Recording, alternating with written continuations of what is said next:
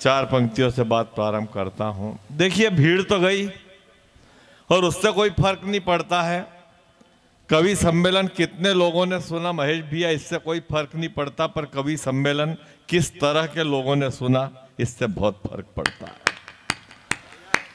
जिनके जबरन रुकने से, जबरन बैठने से, जबरन होने से कोलाहल पैदा हो, उनके यहाँ होने से उनके ख्वाब भी अच्छे, और 5 कुंटल गेंदे के फूल से ये 50 किलो गुलाब ही अच्छे। वाह। हाँ। कानून व्यवस्था ठीक नहीं हो तो बिना जुर्म किए ही आदमी तिहाड़ में चला जाता है, और कवि सम्मेलन में भी फालतू लोगों की भीड़ भाड़ ज्यादा हो तो कविता भीड़ में चली जाती है और कवि भाड़ में चला जाता है। ताली एक भी नहीं है, आप दादा मत कष्ट करो, आप 2 ही रहने दो, मैं मेहनत करूँगा। अगर इतनी ताली बजानी है तो मैं, मेरी मिसेस और मेरी छोरी कल तीनों मिलके घर पे बजाएंगे। आप दुखी मत हो। 4 पंक्तियों से बात प्रारंभ करते हैं। बहुत बढ़िया प्यार मोहब्बत की बात राठौड़ साहब ने कर दी। 2 ही कवित्री से भरपूर श्रृंगार हुआ, पर मैं ये चाहता था कि अभी जरा इनसे नोक-झोंक नहीं करना थी इनको, क्योंकि अपने को पता है जिद पे आ जाए तो बूढ़ा बेल भी नई रस्सी तोड़ देता है, और इंजन टनाटन हो तो पुराना ट्रक भी नई मारुति को पीछे ही छोड़ देता है। अब अपने को छेड़छाड़ इसलिए नहीं करना चाहिए राठौड़ साहब, पराया शहर, पराई महिला, अंधेरी रात और छेड़छाड़ करने का कोई कायदा नहीं है, और अपन मुंह धोएंगे तब तक ये दोनों अपने अपने प्रदेश में चली जाएगी। अपने को अमरीशपुरी बनने से कोई फायदा नहीं। रेंदो ताली, आप 5 क्यों दुखी हो रहे हो? मैं मेहनत करूँगा, कोई दिक्कत नहीं। एक तो क्या 4-4 कुर्सी खाली छोड़ के आप बैठे हो। सबको पब्लिक नहीं मिलती, सबको श्रोता नहीं मिलते, सबको सब कुछ नहीं मिलता।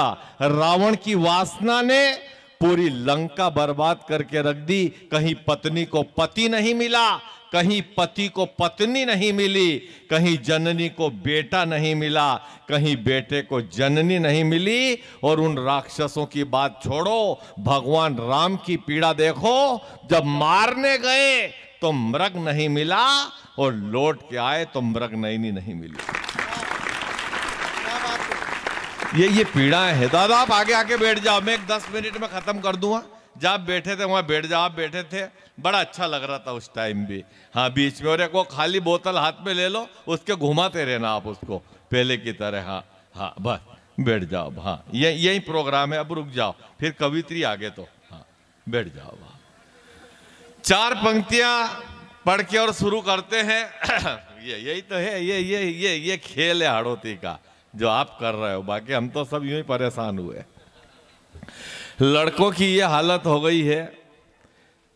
देखिए, तालियां इसलिए भी बजाना जरूरी है, इस कवि सम्मेलन को सुनना इसलिए भी जरूरी है, वाह वाह करना और दाद देना इसलिए भी जरूरी है, क्योंकि 1.5 बरस तक कोरोना रूपी जहरीली महामारी की जहरीली बदलियां कुछ इस कदर बरसती रही कि जो कविता सिर्फ भीड़ के लिए बनी थी, वो कविता भीड़ में जाने के लिए तरसती रही। वाह। ये पीड़ा हमने देखी है। इसमें न किसी की तारीफ है, न किसी की निंदा है। ये शरीर एक पिंजरा है, और जो प्राण है वो एक परिंदा है। हमें हर बात पर तालियां बजाना तो इसलिए भी जरूरी है कि ये भोलेनाथ की कृपा है कि कोरोना की 3 लहर निकलने के बाद भी हम सुनाने के लिए जिंदा हैं, और आप सुनने के लिए जिंदा हैं। तो मैं 4 पंक्तियां पढ़ के और 8 पंक्तियों का व्यंग पढ़ूंगा, फिर हम भाई साहब को ही सुन लेंगे। मैं समझ रहा हूं इतने से लोग बचे हैं, जब इनका नंबर आएगा तो ये भी नहीं बचेंगे। और कभी भूल से किसी श्रोता को ये नहीं कहना कि आगे आओ, क्योंकि हमने देख लिया वेद जी ने इधर के 4 छोरों से कहा कि आगे आओ, तो वो चारों छोरे पीछे चले गए, अभी तक नहीं आए। वो ऐसे निकले, इसलिए अब ये कहेंगे ही नहीं जो जहां है आप वहीं रहो। 1 इंच आगे सरकने का नहीं कहेंगे, दादा आप भी मत सरकना। हाँ, आप वहीं रहना, बिल्कुल मत सरकना। ये सरकाने के चक्कर में सरक चुके हैं। 4 पंक्तियां लड़कों के लिए पढ़ता हूं। क्या हालत हो गई है लड़कों की। स्वागत भाई साहब। प्यार मोहब्बत की बात मैं करूँगा नहीं, प्यार बचा नहीं है। बड़ी मुश्किल से सेवा पूजा त्याग तपस्या व्रत उपवास भजन पूजन कीर्तन कर कर के सच्चा प्यार द्वापर युग में राधा ने शुरू करा था, और बंबई में राधे माँ ने खत्म कर दिया। या यूं मानो कि सच्चा प्यार त्रेता युग में शबरी से शुरू हुआ, और आपके जयपुर में भंवरी पे समाप्त हो गया। रेंदो ताली। पर मैं ये कहता हूं कि शबरी की तो झूठन में भी प्यार था और भंवरी के तो प्यार में भी झूठन थी।